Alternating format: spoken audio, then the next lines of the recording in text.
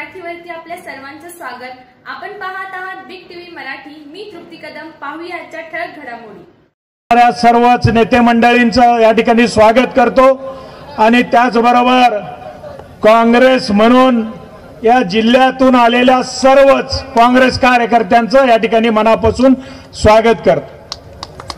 ही खरं तर बैठक बोलवली, हा मेळावा बोलवला तो लोकसभेच्या पार्श्वभूमीवर बोलवली, पण ज्या काही 3 महिन्यापूर्वी ज्या काही घडामोडी झाल्या त्या सर्व घडामोडी आपण सर्वांनी जवळून पाहिलेला आहे।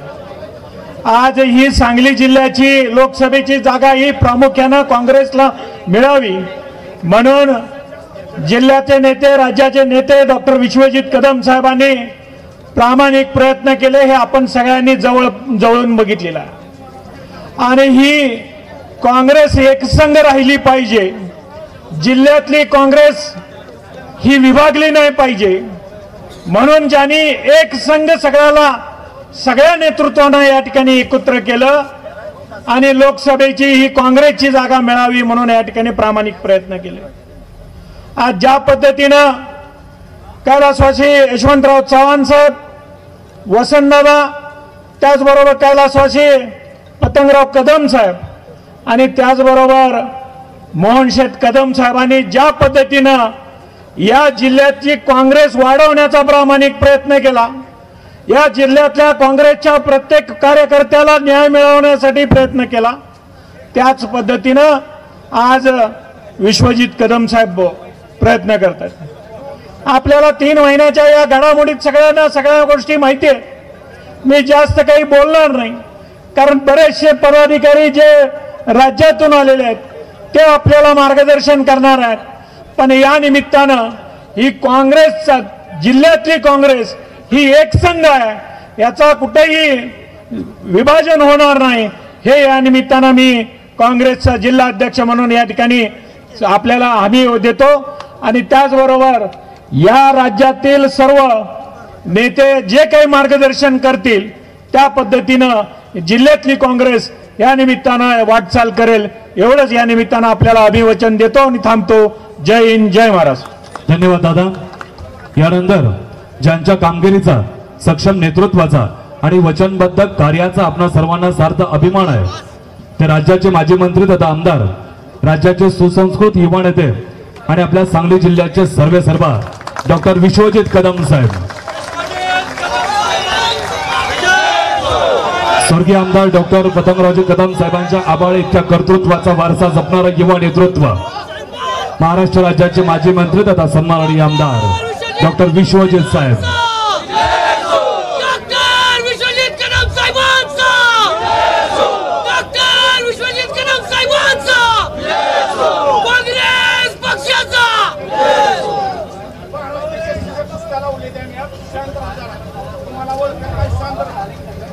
आपल्या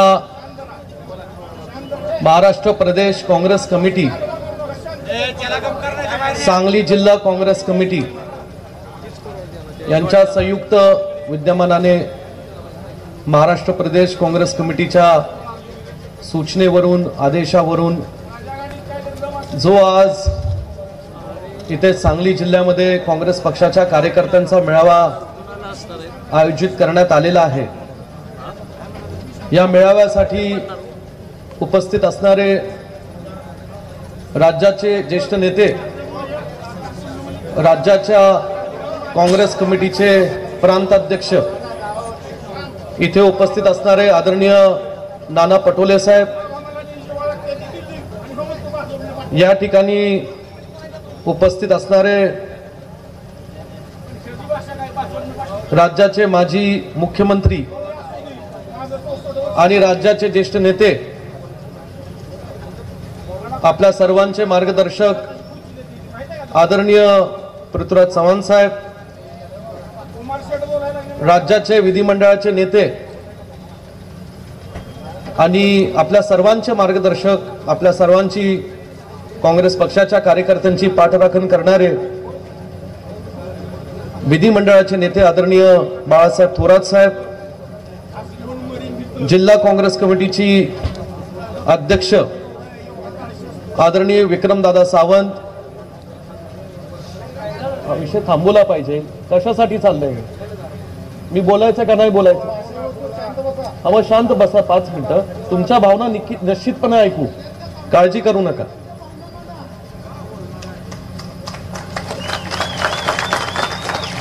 इथे उपस्थित असणारे शहराचे अध्यक्ष सन्मान्य पृथ्वीराजजी पाटील, जिल्ह्याचे युवा नेते सन्मान्य डॉक्टर जितेश कदम, पुण्याहून खास आलेले सांगली जिल्ह्याच्या या संपूर्ण लोकसभेच्या पार्श्वभूमीवर निरीक्षक म्हणून ज्यांची नेमणूक करण्यात आलेली अशी राज्याचे ज्येष्ठ नेते आणि पुण्याचे नेते माजी मंत्री सन्मान्य रमेश दादा बागवे साहेब, आपल्या जिल्हा काँग्रेस कमिटीचे ज्येष्ठ नेते आणि जिल्हा बँकेचे माजी चेअरमन आदरणीय सिकंदर जमादार साहेब, व्यासपीठावर उपस्थित सर्वच प्रदेशचे आमचे प्रतिनिधी सन्मान्य कुंभारजी, आदरणीय बाबासाहेबजी कोडक, आदरणीय महादेव नाना, कवठेमाकाळचे अध्यक्ष सन्मान्य संजयजी हजारे, आटपाडीचे आमचे तरुण तडफदार नेते सन्मान्य जयदीपजी भोसले, व्यासपीठावर उपस्थित असणारे ज्येष्ठ नेते आदरणीय जे के बापू, ज्येष्ठ नेते आदरणीय उत्तम भाऊ, उपस्थित सर्व संभाजी पाटील, सांगली शहराचे आजी माजी नगरसेवक, जिल्हा परिषदेचे आजी माजी जिल्हा परिषदचे सदस्य, काँग्रेस पक्षाचे सर्व ब्लॉक अध्यक्ष, तालुका अध्यक्ष, आमचे करीमभाई मिस्त्री, सर्वच, मी कुणाचा चुकून नामोल्लेख राहिला असेल, आमचे करण जमादार, मी सगळ्यांची क्षमा मागतो. मंगेश चव्हाण, युथ काँग्रेसचे अध्यक्ष सुशील गोतपागर, मोठ्या संख्येने आजच्या या काँग्रेस पक्षाच्या कार्यकर्त्यांच्या मेळाव्यासाठी उपस्थित असणारे जिल्ह्यातील सर्व तळागाळातील काँग्रेस पक्षाच्या कार्यकर्ते, युथ काँग्रेस, NSY, महिला काँग्रेसच्या सर्व आमचे कार्यकर्ते, काँग्रेस पक्षाच्या विचाराने कार्यरत असणारे या सांगली जिल्ह्यातील ग्रामीण भागातील ग्रामपंचायतीचे सर्व सरपंच, ग्रामपंचायत सदस्य, वेगवेगळ्या सहकारी संस्थांचे प्रतिनिधी आणि उपस्थित सर्व पत्रकार, वृत्तवाहिन्यांचे प्रतिनिधी आणि बंधू भगिनींनो, सांगली जिल्ह्याच्या या पवित्र भूमीमध्ये सांगली जिल्ह्याच्या काँग्रेस पक्षाच्या हा विचारांचा वारसा जपसणाऱ्या या पवित्र भूमीमध्ये आज आदरणीय नाना पटोले साहेब, आदरणीय पृथ्वीराज चव्हाण साहेब, आदरणीय थोरात साहेब हे खास आपल्या काँग्रेस पक्षाच्या कार्यकर्त्यांना मार्गदर्शनासाठी इथे उपस्थित राहिलेत. जिल्ह्याचा काँग्रेस पक्षाचा कार्यकर्ता आणि आमदार या नात्याने मी आपल्या तिन्ही नेत्यांचं मनापासून इथं स्वागत करतो.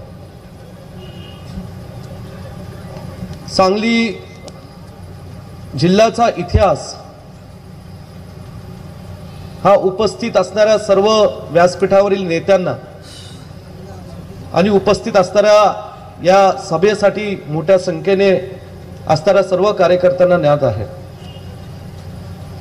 स्वातंत्र्यापासून सांगली जिल्ह्याने नेहमीच काँग्रेस पक्षाच्या विचारधारेला बळ दिलेलं आहे. स्वातंत्र्य लढ्यामध्ये काँग्रेस पक्षाची विचारधारा स्वीकारून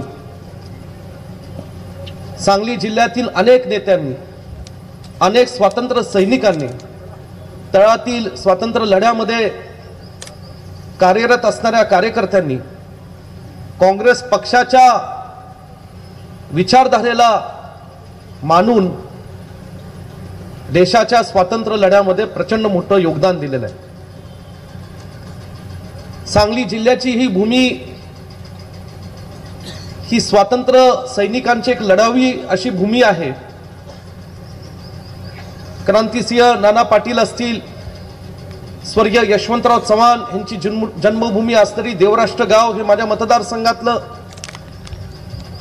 स्वर्गीय वसंतदादा यांची जन्मभूमी, कर्मभूमी, आणि तदनंतर काँग्रेस पक्षाच्या विचारातून ज्यांनी सांगलीच्या मातीतून महाराष्ट्रामध्ये काम केलं, ते शिक्षण क्षेत्रात असेल, सहकार क्षेत्रात असेल, समाजकारण असेल, राजकारण असेल, अशा अनेक नेत्यांचा, त्यात स्वर्गीय शिवाजीराव देशमुख साहेब असतील, स्वर्गीय पतंगरावजी कदम साहेब असतील आणि काही काळ स्वर्गीय R.R. पाटील साहेब असतील, असे अनेक नेते मंडळी, स्वर्गीय राजाराम बापूंचाही आवर्जून उल्लेख करावा लागेल, नाही तर पत्रकार तोडीच बातमी छापतील स्वर्गीय राजाराम बापूंचा उल्लेख केला नाही. जे थोर हुतात्मे व्यक्ती आहेत, ज्यांनी सांगलीच्या मातीतून जनतेचा आशीर्वाद घेऊन महाराष्ट्रात मोठं योगदान दिलं, जी आमच्यामध्ये आज नाहीत, अशा सर्वच लोकांचा आम्हाला तरुण पिढीला मनापासून आदर आहे. सांगली जिल्ह्यातल्या प्रत्येक कार्यकर्त्याला अशा एक वैचारिक दूरदृष्ट असणाऱ्या सर्व ज्येष्ठ नेत्यांचा मनापासून आदर राहिलेला आहे. तोच विचारांचा वारसा घेऊन, तोच आदर्श डोळ्यासमोर ठेवून आम्ही सगळे काँग्रेस पक्षाचे कार्यकर्ते गेल्या अनेक वर्षांपासून या जिल्ह्यामध्ये काँग्रेस कशी मजबूत होईल, काँग्रेस कशी वाढेल, ह्याच्यासाठी सातत्याने आम्ही प्रयत्न करत आहोत. तसं पाहता सन 2014 मध्ये देशात दुर्दैवाने आपली सत्ता काँग्रेस पक्षाच्या विचाराची असणारी सत्ता गेली, भाजपची सत्ता आली. त्या काळात सुद्धा त्यांनी अनेक वचनं दिली, लोकांची दिशाभूल केली, मी म्हणेल जनतेला फसवलं आणि तात्पुरतं राजकीय स्वार्थ साधून घेतला आणि भाजपचं सरकार त्यांनी केंद्रात आणलं. सन 2014 ते 19 काय काय घडलं?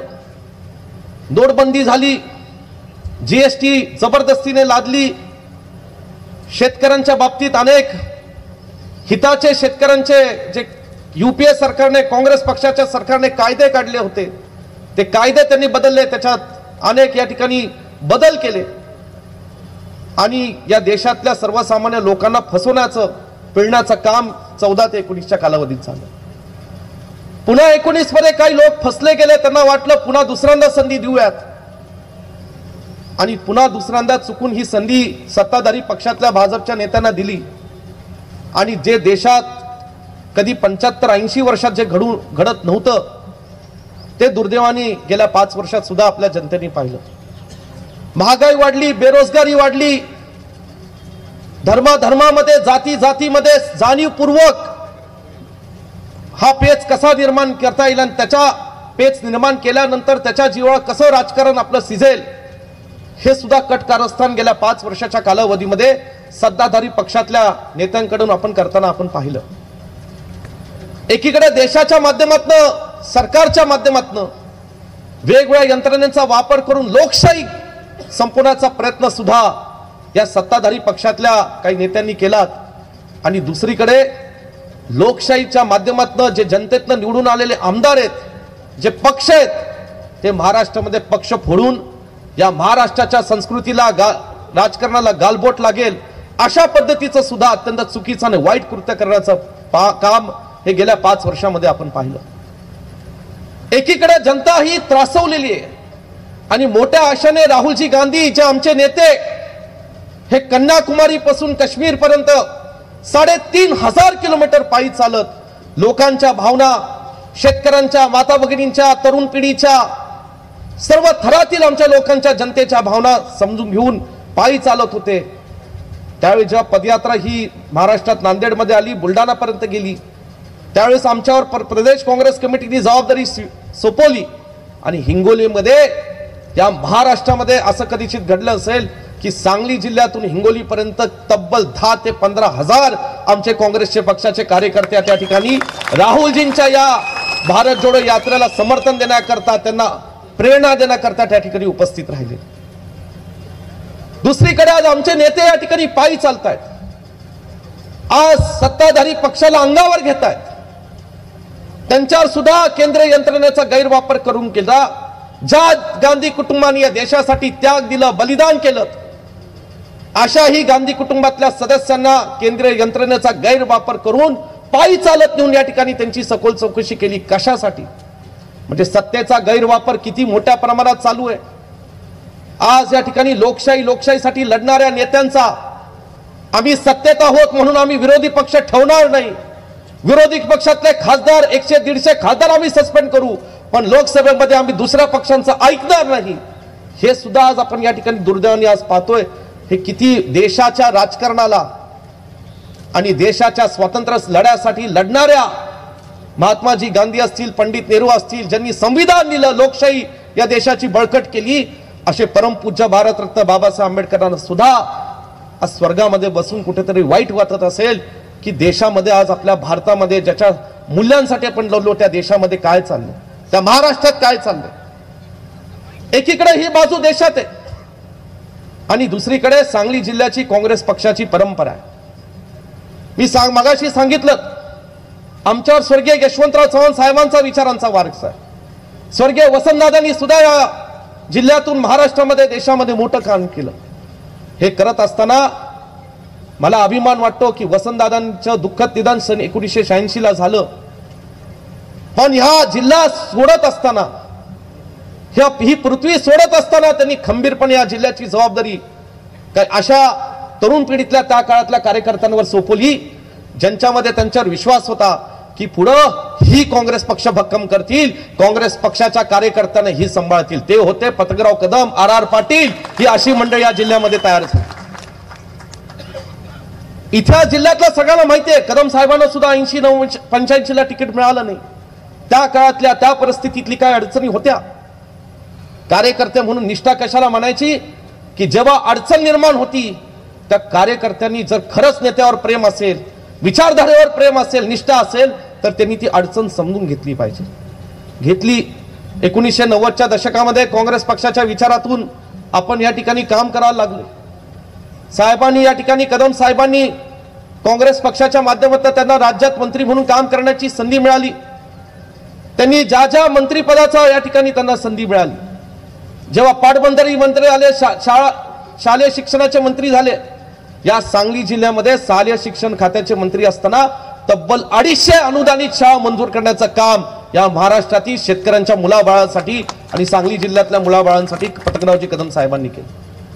पाटबंधारे खातं होतं. सांगली हा 70% दुष्काळी तालुका होता, दुष्काळी जिल्हा होता. त्यामध्ये ताकारी, टेंबू, म्हैसाळ, अडफळ या योजनांना निधी देणं अत्यंत गरजेचं होतं. त्याचा आराखडा हा तयार करणं अत्यंत गरजेचं होतं आणि त्याच्यामध्ये जीव ओतून या अशा कदम साहेब असतील, स्वर्गीय RR पाटील असतील, स्वर्गीय अनिल भाऊ असतील, अशा अनेक लोकांचा मला आवर्जून उल्लेख करता येईल. तरी जीव ओतून या ठिकाणी काम केलं आणि या दुष्काळी पट्ट्याला कसं पाणी मिळेल, कसा राज्याच्या तिजोरीतनं निधी उपलब्ध होईल, ह्याच्यासाठी अहोरात्र प्रयत्न केले. आज एकेकाळी ज्या दुष्काळी तालुक्यांमध्ये या ठिकाणी कुसळ पाहायला मिळत नव्हती लोकांना, त्याच ठिकाणी आज आमचे शेतकरी कष्टाने आणि अभिमानाने ऊसाचं पीक करतायत आणि या ठिकाणी अनेक पिकं करतायत. ह्याचा मनापासून अभिमान आम्हाला वाटतो. ही पेरणी ही त्या मध्यंतरीच्या काळात स्वर्गीय वसंतदादांच्या निधनानंतर ही पतंगरावजी कदम साहेबांनी आणि त्यांच्या अनेक राज्यातल्या आणि जिल्ह्यातल्या सहकार्यांनी काँग्रेस पक्षाच्या आमदारांनी केली. स्वर्गीय हफीजभाई असतील, स्वर्गीय उमाजीराव सनमडीकर असतील, अशा अनेक लोकांचा, स्वर्गीय मदन भाऊ काही काळ काँग्रेसमध्ये अत्यंत त्यांनी मक्कमपणे काम केले. अशी अनेक मंडळी या जिल्ह्यामध्ये कार्यरत होते. प्रत्येक जण आपापल्या विधानसभेत आपापल्या क्षेत्रामध्ये काम करत होते. परंतु या सगळ्यांना आदर होता पतंगरावजी कदम साहेबांचा. येईल ते काम करायचं, प्रशासकीय इमारत असेल, जिल्ह्यासाठी जे काय असेल ते निधी उपलब्ध करून द्यायचा, ही भूमिका पतंगरावजी कदम साहेबांची ठोसपणे होती. गेल्या 5 वर्षात पटोले साहेब आम्हा सांगली जिल्ह्यातील कार्यकर्त्यांवर फार मोठे आघात झाले. एक एक करून आमच्या काँग्रेस पक्षाच्या विचाराची या ठिकाणी सांभाळ करणारे, तो काँग्रेस पक्ष वाढवणारे जी काही नेते, ज्येष्ठ नेते मंडळी होती, ती आमच्यातनं दुर्दैवाने निघून गेली. जसं आम्हा कदम कुटुंबातले सदस्य असेल, इतर कुठल्या मदन भाऊंच्या कुटुंबातले सदस्य असतील, स्वर्गीय RR बाबांच्या कुटुंबातले सदस्य असतील, प्रत्येकाला वाईट वाटलं. पण आमच्या बरोबरीनेच या जिल्ह्यातल्या लोकांना तेवढंच वाईट वाटलं, तेवढंच मोठं दुःख वाटलं. आणि म्हणून आमच्या तरुण पिढीवर एक जबाबदारी आली की आता जिल्ह्याची काँग्रेस पक्षाची जबाबदारी तुम्ही सांभाळायची. तुम्ही या ठिकाणी काँग्रेस पक्ष बळकट करायचा, वाढवायचा. मला सांगायचंय की देशात आणि राज्यात सन 2019 पासून ते 24 पर्यंत काही काळ सत्ता होती, काही काळ नव्हती. केंद्रात आपली सत्ता नव्हती 14 ते 24 पर्यंत. या सगळ्या परिस्थितीमध्ये प्रत्येक येईल त्या आव्हान स्वीकारत, येईल त्या परिस्थितीला संघर्ष देत आम्ही सगळ्या मंडळींनी, तरुण पिढीने जिल्ह्याची जबाबदारी घेतली. मी असेल, विक्रम असतील, पृथ्वीराज असतील, जयश्री वहिनी असतील, विशाल असतील, आम्ही सगळ्यांनी ती जबाबदारी खंबीरपणे स्वीकारली. खरं सांगायचं म्हणलं, ही जबाबदारी पार पडत असताना अनेक गोष्टींचं आक्रमण आमच्यावर झालं. कधी विरोधी पक्षाच्या नेत्यांकडून झालं, कधी मित्र पक्षाच्या नेत्यांकडून झालं, पण हे सगळं आम्ही सहन केलं. कारण काँग्रेस पक्षाचा कार्यकर्ता म्हणून आम्हाला लोक ही सांभाळत होते. जनता आमच्या पाठीशी होती, कार्यकर्ता आमच्या पाठीशी खंबीरपणे उभा राहिला. त्याच्या ताकदीवर आणि त्याच्या बळावर आम्ही या जिल्ह्यामध्ये काँग्रेस पक्षाचं काम हे टिकवू शकलो, वाढवू शकलो. आपल्याला आठवतं 5 वर्षाच्या कालावधीमध्ये आम्ही काय काय प्रदेशचा असो, AICCचा असो, प्रत्येक कार्यक्रम आम्ही राबवला. येईल त्या कार्यक्रमासाठी लागेल ती यंत्रणा की स्वतः या ठिकाणी जीवाचा राम करून मी त्याच्या जातीने लक्ष घातलं. कुठल्याही कार्यकर्त्याला कुठली कमी या ठिकाणी भासवेल अशी काही भूमिका आम्ही घेतली नाही.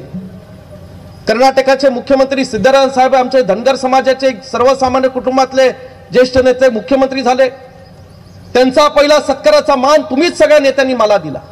आणि अवघ्या 5 दिवसात, फक्त 5 दिवसात जवळजवळ 40,000 लोकांचा, धनगर समाजातल्या लोकांचा, आमचा कार्यकर्त्यांचा काँग्रेस पक्षाचा मेळावा या ठिकाणी आम्ही आयोजित केला. उत्स्फूर्त असा प्रतिसाद जनतेकडून आम्हाला मिळाला. मध्ये पुन्हा आम्ही जिल्ह्यामध्ये एक संवाद यात्रा काढली, जनसंवाद यात्रा. जवळजवळ 200 किलोमीटर आम्ही पायी चाललो. प्रत्येक तालुक्यात आम्ही जवळजवळ 25-30 किलोमीटर आम्ही पायी चालवत. त्याला सुद्धा साक्षीदार ही सगळी कार्यकर्ते आहेत. ही कार्यकर्ते आमच्या खांद्याला खांदा लावून चालवत होती. म्हणून आम्ही जिल्ह्यातले सुद्धा तरुण कार्यकर्ते आणि नेते मंडळी चालवत होतो. तो कार्यक्रम आम्ही चांगला राबवला. हे सगळं करत असताना गेल्या वर्षभरापासून जेव्हा लोकसभेच्या निवडणुकीच्या पार्श्वभूमीवर जेव्हा महाराष्ट्रात, देशात इंडिया अलायन्स राहुलजींनी पुढाकार करून घेतला, महाविकास आघाडीची स्थापना राज्यातल्या वरिष्ठ नेत्यांनी, वेगवेगळ्या पक्षाच्या समविचारी पक्षांनी नेत्यांनी केली, त्या आमच्यामध्ये जिल्ह्यातल्या काँग्रेस पक्षाच्या कार्यकर्त्यांमध्ये आमच्यामध्ये सुद्धा आशा निर्माण झाली की काँग्रेस पक्ष हा, सांगली जिल्हा हा काँग्रेस पक्षाचा बालेकिल्ला आहे. गेले स्वातंत्र्यापासून नेहमी आपण लढत आलेलो आहे. सन 2014चा 19चा अपवाद सुद्धा नेहमी आम्हाला विजय मिळत आलेला आहे. काँग्रेस पक्षाच्या कार्यकर्त्यांचं मोठं योगदान आहे, कुठल्या एका व्यक्तीचं नाही. काँग्रेस पक्षाच्या कार्यकर्त्यांनी तो विजय मिळवून दिलेला आहे. आणि म्हणून आम्ही तळमळीने 1 वर्षभरापासून पक्षश्रेष्ठी म्हणून राज्यातले आपण नेतेगण, दिल्लीतले जे काही नेतेगण होते याच्याशी संबंधित, त्यांच्याकडे आम्ही मांडत होतो की कुठेतरी काँग्रेस पक्षाची ही सांगलीची जागा काँग्रेस पक्षाला मिळाली पाहिजे. हा माझा आत्मविश्वास होता. लोक काही जुना इतिहास काढतात, कधी कधी समज गैरसमज होतात. पूर्वी होता आमचा एक इतिहास गटबाजीचा, अमुक तमुक असले सगळे विषय चालत होते. पण या विश्वजित कदमांनी लोकांचा आशीर्वाद घेऊन मी मनाचा मोठेपणा दाखवला आणि सांगितलं की आता आपल्याला ह्याला पूर्ण विराम द्यायचा आहे. ही कटलाई गट ठेवायचा आहे काँग्रेस सांगली जिल्ह्यामध्ये. जो गट आहे तो फक्त आदरणीय श्रीमती सोनियाजी गांधी, आदरणीय राहुलजी गांधींचा एकमेव काँग्रेस पक्षाचा एकच गट हा घेऊन आपण या ठिकाणी आता सांगली जिल्ह्यामध्ये काम करायचं. आणि म्हणून आमच्या कार्यकर्त्यांच्या काही भावना होत्या. कुणी सांगितलं बाळासाहेब तुम्ही लोकसभा लढा, कुणी सांगितलं तुमच्या कुटुंबातला सदस्य द्या, आम्ही ताकदीने काम करू. जिल्ह्यातल्या, महाराष्ट्राच्या, काही देशातल्या नेत्यांनी सांगितलं विश्वजित तुला लोकसभा लढावी लागेल. सन 2019 सांगितलं, सन 2024 मला सांगितलं. मी नम्रपणे सांगितलं 19ची माझी अडचण वेगळी होती. ज्या पलूस कडेगाव विधानसभा मतदारसंघांनी 1980च्या दशकामध्ये स्वर्गीय पतंगरावजी कदम साहेबांकडे कुठलाही राजकीय वारसा नसताना, आर्थिक पाठबळ नसताना जेव्हा त्यांना साथ दिली, अशा माझ्या लोकांना मला वाऱ्यावर सोडायचं नव्हतं. म्हणून सन 2019ला मी निर्णय कळवला की मला विधानसभाच लढायची. नुकतीच आमच्याकडे महापूर आलेलं होतं. त्यावेळेस थोरात साहेब, नाना पटोले साहेब तुम्ही येऊन गेलेला होता. आमच्या लोकांना धीर देण्याचं काम तुम्ही दोन्ही नेत्यांनी केलेलं होतं. हे करत असताना पुन्हा 19ची निवडणूक झाली, महाविकास आघाडीचं सरकार झालं. थोरात साहेब तुम्ही, पृथ्वीराज चव्हाण साहेब तुम्ही, नाना पटोले साहेब मला राज्यात मंत्री म्हणून काम करण्याची संधी दिली. मी नेहमी सांगतो लोकांना की ती मंत्री व्यक्ती म्हणून विश्वजित कदमांना संधी दिली नाही, ती पलूस कडेगावच्या मातीला आपण संधी दिली होती, सांगली जिल्ह्याला ती संधी दिली होती. ह्याचा मनापासून अभिमान, मी मनात आनंद ठेवला आणि सांगली जिल्ह्यामध्ये काम करत राहिलो. परंतु 5 वर्षात काय काय घडलं साहेब, हे कधी आम्हाला कोण विचारणार आहे का? कुठल्या पद्धतीने या ठिकाणी आम्ही गेले 1 वर्षभर हा संघर्ष पेटवला. गेले 3 महिन्यापासून आम्ही सातत्याने मागणी करत होतो की सांगली जिल्ह्याची जागा ही काँग्रेस पक्षाला मिळावी. आमच्या एका तरुण सहकार्याला आम्ही तयार केलं, त्याला मी विश्वास दिला किंवा तू काळजी करू नको, कुठल्याही परिस्थितीत या वेळेस सांगली जिल्ह्याची जागा ही काँग्रेस पक्षाला मिळेलच आणि तुला खासदार करण्याची जबाबदारी विश्वजित कदमांची राहील, हा विश्वास मी माझ्या तरुण कार्यकर्त्याला दिला. आणि म्हणून पारदर्शकपणे सगळं बाजूला ठेवून, जुना इतिहास बाजूला ठेवून, कुठला जो काही इतिहास असेल तो इतिहास बाजूला ठेवून, आलेली संधी मला किंवा माझ्या कुटुंबातल्या सदस्यांना सुद्धा बाजूला ठेवून आम्ही ही लोकसभा आमच्या एका तरुण सहकार्याला दिली. तुम्ही सगळ्यांनी त्याला समर्थन दिलं. जिल्हा काँग्रेस कमिटीतनं आम्ही एक नाव पाठवलं, राज्यात एक नाव गेलं, राज्यात तुम्ही दिल्लीपर्यंत एक नाव पाठवलं. तुम्ही सगळ्यांनी आनंद व्यक्त केला की विश्वजित मला खूप बरं वाटलं. पृथ्वीराज चव्हाण साहेब तुम्ही म्हणला, थोरात साहेब तुम्ही म्हणला, नाना पटोले साहेब म्हणला की तुम्ही जिल्ह्यात विश्वजित तू काँग्रेस एक संघ केली, एक संघ ठेवली काँग्रेस, हे खरंय. परंतु काय घडलं, 3 महिने आम्ही या ठिकाणी मागत होतो. जागा वाटपाच्या चर्चा सुरू झाल्या, महाविकास आघाडी झाली, ठीक आहे. देशात वातावरण फार विचित्र आहे. आज लोकशाही संपवण्याचा कट सत्ताधारी पक्षांनी रचलेला आहे. महाविकास आघाडी ही आज संघर्षातनं काम करते. महायुती कशा पद्धतीने महाराष्ट्रात सत्तेवर आली हे सगळं तुम्ही साक्षीदार आहात. आणि म्हणून सत्ताधारी भाजपच्या लोकांना महायुतीला रोखण्याकरता आपण एक लोकसभामध्ये लढाई लढली पाहिजे. म्हणून इंडिया अलायन्स झालं, महाविकास आघाडी झालं. पण ह्या ठिकाणी जेव्हा जागा वाटपाच्या चर्चा सुरू झाल्या तर काँग्रेसची जागा, तर ही सांगली जिल्ह्याची जागा काँग्रेसचीच होती. या मताशी तुम्ही सहमत होता. पहिल्या दिवसापासून, पहिल्या क्षणापासून आम्हाला तुम्ही हो सांगत आला. आम्ही तुमच्या होला हो ऐकत या ठिकाणी आम्ही आमची आशा जागवल्या, आमची ऊर्जा जागवली. आम्ही या ठिकाणी पेटून उठलो. मी लोकांना, कार्यकर्त्यांना सांगत गेलो की यावेळेस सांगली जिल्ह्यामध्ये काँग्रेस पक्षाचा लोकसभेचा झेंडा हा फडकला जाईल, हे सांगत गेलो आम्ही लोकांना. पण नंतर काय झालं, मार्च एप्रिल जवळ आलं.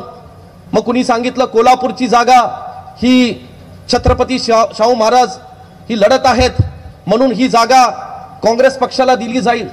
माझ्यापेक्षा तुम्ही त्याला साक्षीदार होता की ज्या राज्यांच्या नेत्यांमध्ये ही चर्चा झाली तर उघडपणे दोन्ही मित्र पक्षांच्या समोर असं ठरलं होतं की ज्या वेळेस छत्रपती शाहू महाराज कोल्हापूरची जागा लढायला हो म्हणतील, ते जे पक्ष निवडतील त्या पक्षाला ती जागा देण्यात यावी.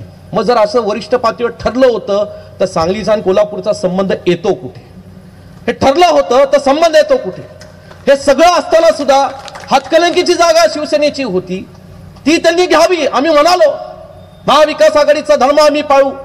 शिवसेनेच्या नेत्यांना तुम्ही आमच्यासाठी लढलात, मला माहिती आहे. प्रत्येक क्षणोक्षणी तुम्ही प्रत्येक मुद्दा घेऊन तिथे लढत होता. तुम्ही सांगितलं ती लढा जागा, आम्ही म्हणालो लढा, आम्हाला आनंद आहे. सांगली जिल्ह्यातले 2 विधानसभा मतदारसंघ येतात, त्या ठिकाणी त्यांनी या ठिकाणी आम्ही सगळ्यांनी काम तिथं करू. राजू शेट्टी साहेब आले महाविकास आघाडीचा, आनंदच आहे. शेतकऱ्यांचे नेते आहेत, आम्हाला आनंद आहे, त्यांचा आदर आहे. काय त्यांच्यात नसलं आम्हाला माहित नाही. मग मूळ प्रश्न आला सांगलीवर. अरे सांगलीची नैसर्गिक परिस्थिती, 2 काँग्रेसचे आमदार, 1 शरद पवार साहेबांच्या गटाचे आमदार, आम्ही सांगतोय पोटतिडकीने की इथं संघटन काँग्रेस पक्षाचं, सहकारी संस्थांमध्ये काँग्रेस पक्षाचे कार्यकर्ते, हे सगळं आम्ही सांगत बसलेलो आहोत. तुम्ही लढत होता, परंतु काय झालं, एक तरुण कार्यकर्ता जो कुस्तीगीर आहे, पैलवान आहे, त्याला प्रवेश केला. त्या प्रवेशाच्या वेळेस आम्ही तुम्हाला भेटत गेलो, सांगत गेलो. आम्हाला काहीतरी थोडी काळजी वाटायला लागली, काहीतरी तो चुकीचं घडेल असं वाटायला लागलंय. तुम्ही जागृतपणे तो विषय मांडला. आणि हे सगळं करत असताना अचानकपणे आदरणीय उद्धव साहेब या ठिकाणी आले आणि त्यांनी ही सांगलीची जागाची उमेदवारी जाहीर करून टाकली. असं होतं लोकशाहीमध्ये, असं होतं निवडणुकीच्या पार्श्वभूमीवर. आज या जिल्ह्यामध्ये जर आम्ही काँग्रेस पक्षाचे आमदार कार्यकर्ते असेल, जर किमान आम्हाला विचारायचं तरी की काय करायचं. एक तर जागा देणं चुकीचं होतं, हे आमचं ठाम मत आहे आणि या मताशी मी कधी बदलणार नाही. ठाम मत होते माझं. पण झालं काय, तुम्ही दिली नाही. मला माहितीये आमचा कुणाचाही आरोप रोष तुमच्यावर नाही, यासाठी आज तुम्हाला बोलवलं नाही. तुम्ही गैरसमज करून घालू नका की काँग्रेसच्या जिल्ह्याच्या कार्यकर्त्यांच्या समोर हा काय आम्हाला उघडं पाडतोय का नाही. तुम्ही जे केलं ते केलं, मला माहितीये. पण कोण काय करत होतं ह्याच्यावर काय बारीक लक्ष नव्हतं, हा माझा सवाल. कोण काय करत होतं, कुठे या आमच्या जिल्ह्याच्या राजकारणामध्ये. साहेब आज मी बोलतो उघडपणे, आमच्या सांगली जिल्ह्याच्या राजकारणामध्ये आमचं सुदैव म्हणा की आम्हाला वसंतदादा पतंगरावजी कदम साहेबांचा वारसा मिळाला, पण आमचं एक दुर्दैव पण आहे. काय करायचं, कधी कधी म्हणतात मनासारखं होत नसेल तर दृष्ट लागते. मला आमच्या जिल्ह्याला दृष्ट लागली.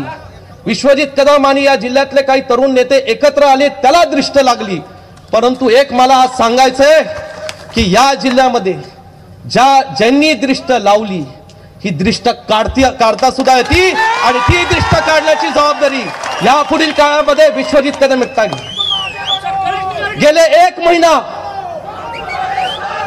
जेव्हा ही जागा शिवसेनेने जाहीर केली, ठीक आहे 1-2 मिनिटं मला बोलू द्या, मला बरंच भरायचं अजून, बरंच बोलायचं. 1 महिना ठीक आहे साहेब, मी म्हणतो आपण आमच्यासाठी लढला, दिल्लीपर्यंत आपण गेला. आदरणीय केसी वेणुगोपाल साहेब, आदरणीय रमेश चन्नेताला साहेब सगळे आमच्यासाठी लढले. लढलात तुम्ही, परंतु काय झालं मला माहित नाही. मला एवढंच सांगायचंय साहेब की आमच्या भावना समजून घेतल्या पाहिजे. त्यावेळी समजून घ्यायला पाहिजे होत्या, आज समजून घ्यायला पाहिजे. हे सगळं करत असताना आज ज्यावेळेस उमेदवारी जाहीर दिली त्यानंतर सुद्धा मला राज्यातल्या देशातल्या काही नेत्यांनी आशा दिली, मला दिली की विश्वजित आपण प्रयत्न करू. ठीक आहे, त्यात प्रामाणिक प्रयत्न होता, कारण सांगली जिल्ह्याची जागा ही काँग्रेसची हे आपल्यालाही मनापासून वाटत होतं. आम्ही प्रयत्न आपण तुम्ही सगळे आमच्याशी, मला माहिती रात्री 12-1 वाजता नाना पटोले साहेब, थोरात साहेब मला नागपूरमध्ये बोलले. 1 वाजता थकलेले होते, 1 ते 2 आम्ही त्यांना जागा ठेवलं, आमचं म्हणणं मांडलं. दिल्लीमध्ये आम्ही रात्री भेटलो नेत्यांना. प्रत्येक ठिकाणी माझ्या तरुण सहकार्याला मी बरोबर घेऊन गेलो, जयश्री वहिनींना सोबत घेऊन गेलो. सगळीकडे मी पारदर्शकपणे गल्ली टू दिल्ली ह्या वेळेस हे गडबाजी थांबवून मी माझ्या तरुण सहकार्यासाठी तिकिटासाठी प्रामाणिक काम केलं. हे कुणी ना करू शकत नाही. हे करत असताना काय झालं मला कळत नाही. परत या ठिकाणी शेवटी आम्हाला सांगण्यात आलं की उमेदवारी कठीण आहे, अडचणीत आहे. जे एकतर्फी उमेदवारी देण्यात आली, मी ठाम भूमिका घेतली. एकतर्फी कसं, काँग्रेस पक्षाची जागा आहे, काँग्रेस पक्षाने महाविकास आघाडीने ही एकत्रित उमेदवारी जाहीर करावी, मग आम्ही आदेश मानू, मग आम्ही निर्णय मानू. कारण शेवटी इंडिया महाविकास आघाडी हे देशाच्या लोकांच्या संरक्षणासाठी होतीये, लोकहितासाठी होती, हे सगळं मान्य आहे. पण तोही निर्णय एकत्रितपणे जाहीर केला. अस्वस्थता झाली आमच्या सगळ्यांमध्ये की काय करायचं. आज तुम्ही इथं आलेला आहात, वेळात वेळ काढू काँग्रेस पक्षाच्या कार्यकर्त्यांना आपण मार्गदर्शन द्याल, दिशा द्याल. परंतु मला एकच सांगायचंय साहेब, खरं सांगायचं की फार ताकदीने, तळमळीने, पोट तिडकीने आम्ही ही जागा काँग्रेसला मिळेल याच्यासाठी मनापासून आम्ही प्रयत्न केला. मनापासून मी प्रयत्न केला, दिवस रात्र झटलो मी. कुणी मला ताने मारले मागच्या 1.5 महिन्यामध्ये, कशाला करतोय सुशुजित, तुलाच त्रास होईल, तुला काय हौस लागली का, तुझी उमेदवारी आहे का, तुझ्या घरातली उमेदवारी आहे का. असे अनेक लोकांनी काही गोष्टी मला या ठिकाणी सांगितल्या. मी म्हणलं नाही, मी जे लढत आहोत ते खात्याच्या पंजासाठी मी लढत आहोत, हे या ठिकाणी जिल्ह्यातल्या कार्यकर्त्यांना सांगितलं. खात्याच्या पंजासाठी. आणि मी काय चूक केली का, सगळ्यांना अंगावर घेतलं ना मी, कुणाकुणाचा वाईटपणा घेतला, जिल्ह्यातल्या नेत्यांचा घेतला, राज्यातल्या नेत्यांचा घेतला. 1.5 महिने माझा मला काय त्रास झालाय हे माझं मला माहिती, पण मी लढत राहिलो शेवटच्या क्षणापर्यंत. कारण माझे वडील सुद्धा वादळात दिवा लावून या ठिकाणी राजकारणात आले आणि त्याच पद्धतीने येणाऱ्या काळात जर मला सुद्धा राजकारण करावं लागलं तर मी करायला सक्षम आहे. पण आज या ठिकाणी नाही, बरोबर आहे नाना भाऊ, बरं झालं तुम्ही आठवण करून दिली. शिवाजी पार्कच्या इथे आदरणीय थोरात साहेब, नाना पटोले साहेब, आम्ही त्यांना अडवलं. मी, विक्रम सावंत, पृथ्वीराजजी आम्ही सगळे होतो आणि म्हटलं आम्हाला इथे भेट घालून द्या, राहुलजींची भेट घालून द्या, केसी वेणुगोपालजींची भेट घालून द्या. आणि ह्या दोन्ही नेत्यांनी त्यांना अडवलं आणि त्यांना सांगितलं की ही जागा काँग्रेसची आपण सोडायची नाही, हे आपण या ठिकाणी इथं काँग्रेसची जागा ही लढली पाहिजे. सगळं मान्य आहे थोरात साहेब, सगळं मान्य आहे नाना पटोले साहेब. पण आज लोक कार्यकर्ते मला विचारतात शेवटी काय झालं, शेवटी काय झालं. हा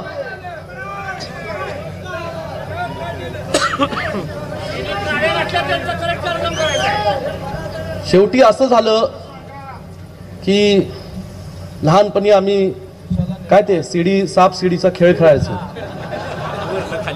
आणि त्याला ते असतं ना डाईस म्हणतात तिकडे फासे बरोबर ना, फासे टाकली कधी 2 कधी 3 कधी 4 कधी 6 असं बरंच काय होतं. ते 6 झाले की वर, 4 आले की परत खाली आणि मध्ये 7 साप चावला की परत खाली.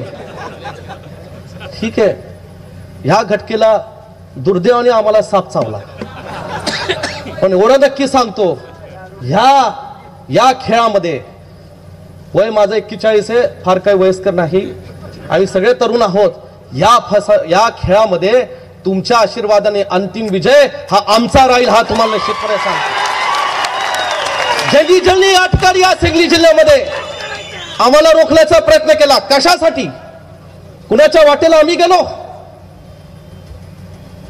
कदम साहेबांनी आमच्यावर संस्कार घातले, काँग्रेस पक्षाचे संस्कार आहेत की सरळ वाटेने राजकारण करायचं. अरे सरळ वाटेनेच करत होतो, पण साहेब काय झालंय मी आज जाहीरपणे सांगतो, कारण तुम्ही साहेबांबरोबर काम केलं तिघांनी, थोरात साहेब तुम्ही, पृथ्वीराज चव्हाण साहेबांचा स्वभाव माहिती आहे, तुम्ही खूप मनापासून कधी कधी सांगता. विश्वजित कदम साहेब फार सरळ होते, बरोबर आहे, सरळ होतेच म्हणून कदाचित मुख्यमंत्री पद मिळालं नाही त्यांना, राहू दे, होते सरळ.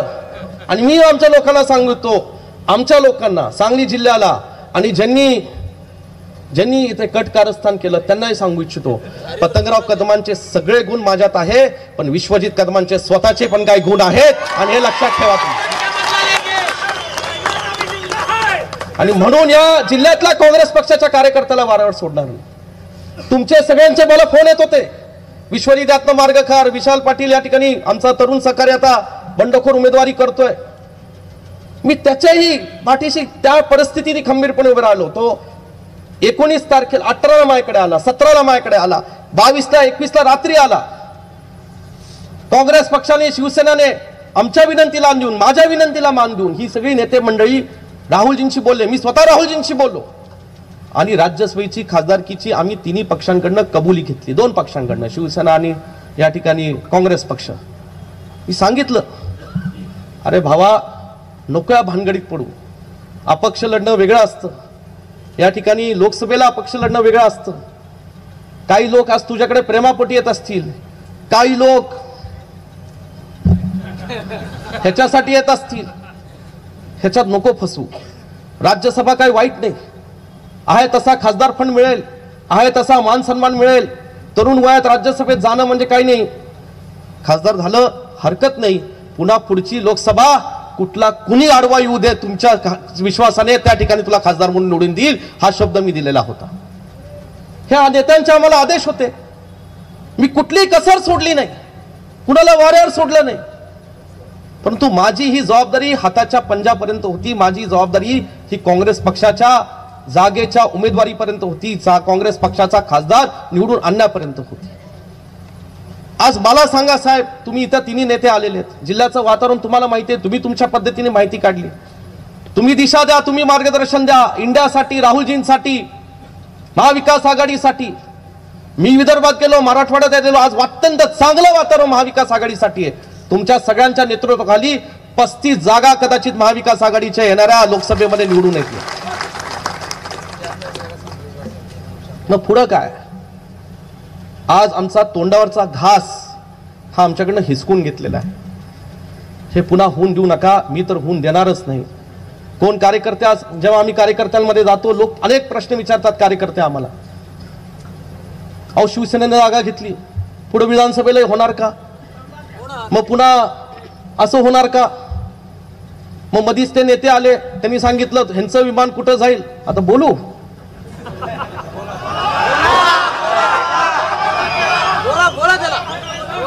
सांगली जिल्ह्याचं विमान हे छत्रपती शिवरायांच्या चरणी आहे, फुले शाहू आंबेडकरांच्या, अहिल्याबाई होळकरांच्या चरणी आहे. ते तिथनंच टेक ऑफ होईल आणि तिथंच लँड होईल. कुणाचं विमान कुठं गेलं, कुणाला घेऊन गेलं, त्याच्यावर मी भाष्य करायची गरज नाही. आणि हे सगळं झालं म्हणजे माझ्यावर आरोप कुणीतरी करावे, कशासाठी? व्यक्तिगत जीवनात सुद्धा काय त्रास सोसलाय मी या ठिकाणी विरोधी पक्षाचा आमदार म्हणून, हे साहेब तुम्हाला माहिती आहे.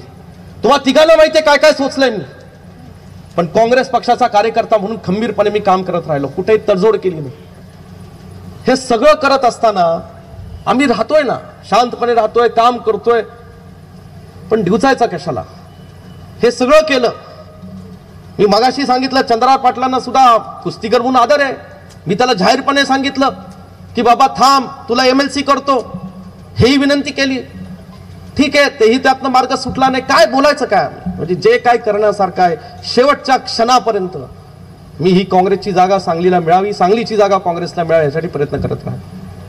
आणि म्हणून मला असं या ठिकाणी सांगायचं आहे की साहेब, आज तुम्ही तिन्ही नेते आहात, तिन्ही जण महाराष्ट्राच्या राजकारणातले अत्यंत ज्येष्ठ अनुभवी नेते आहात. तुम्ही माझ्यासाठी, सांगली जिल्ह्याच्या काँग्रेससाठी खूप लढाई केली, टोकाची भूमिका घेतली. नाना पटोले साहेबांची हमरी तुमरी झाली. बाळासाहेब थोरात साहेब यांनी एक दिवस बैठकीला बहिष्कार टाकला, ते बैठकीलाच गेले नाही. सगळ्यांनी केलं. पृथ्वीराज चव्हाण साहेब दिल्लीपर्यंत वेगवेगळ्या पद्धतीने या ठिकाणी मार्ग करत होते. पण आज हे जे काही आमच्या जिल्ह्या बाबतीत घडलंय हे पुन्हा घडता कामा नये. आणि म्हणून मित्र पक्षाला सांगा, महाविकास आघाडीच्या उमेदवाराला, महाविकास आघाडीच्या जो कोण उमेदवार असेल त्याला सांगली जिल्ह्यात जी काही मतं मिळतील ही 100% काँग्रेसची मतं असणार आहेत. मग पुन्हा त्यांनी आवाज काढायचा नाही या सांगली जिल्ह्यामध्ये की आम्हाला आता विधानसभा द्या आणि अमुक आम्हाला द्या, काही संबंध नाही. ही काँग्रेसची मतं असणार आहेत, काँग्रेसच्या कार्यकर्त्यांची मतं असणार आहेत. म्हणून आपण सगळ्यांनी येणाऱ्या काळात कसं हवा काँग्रेस पक्षाच्या आमदारांचं, कार्यकर्त्यांचं, तळागाळातील आमच्या नगरसेवकांच्या, जिल्हा परिषद सदस्यांचं संरक्षण करायचं ही जबाबदारी तुम्ही घ्या. मी एवढंच या ठिकाणी सांगतो. आज चुकून भावनावश होऊन मी काय बोललो असेल तर या ठिकाणी तुम्हा तिघांची माफी मागतो. त्याच्यासाठी आम्ही तुम्हाला बोलवलं नाही, पण जिल्ह्यातली वस्तुस्थिती काय, कार्यकर्त्यांची भावना काय हे तुम्हाला समजणं गरजेचं होतं. आणि म्हणून आता पुढे जे काय तुम्ही आदेश द्याल, कारण मला 3 दिवस भयानक दिल्लीच्या अनेक वरिष्ठ नेत्यांचे मला फोन आले, मी नाव घेऊ शकत नाही. या सगळ्या नेत्यांनी मला काय काय सांगितलं. अरे विदर्भात 5 जागा काँग्रेसच्या होत्या विश्वजित, तिथे जर मित्र पक्षांचे कार्यकर्ते आपल्यासाठी बिनशर्त या ठिकाणी पडले तर आता आपण काय त्यांना सांगायचं, ह्याला मी उत्तर देऊ शकलो नाही. हा व्यापक विचार हा राज्याचे नेते म्हणून, दिल्लीचे नेते म्हणून तुम्हाला महाराष्ट्रातला करावा लागेल, पण जिल्ह्याचा विचार करण्याची प्रथम जबाबदारी ही माझी. ही सगळी माणसं आमच्यावर आशेला धरून आहेत.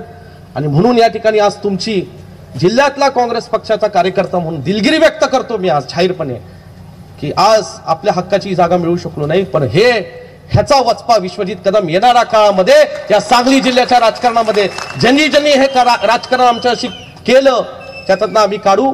महाविकास आघाडीच्या धर्माचे आम्ही कार्यकर्ते आहोत. ह्याच्या बाबतीतला जो तुम्ही आदेश द्याल तो आम्ही निश्चितपणे पाळू. एवढंच या ठिकाणी बोलतो आणि थांबतो. जय हिंद, जय महाराष्ट्र.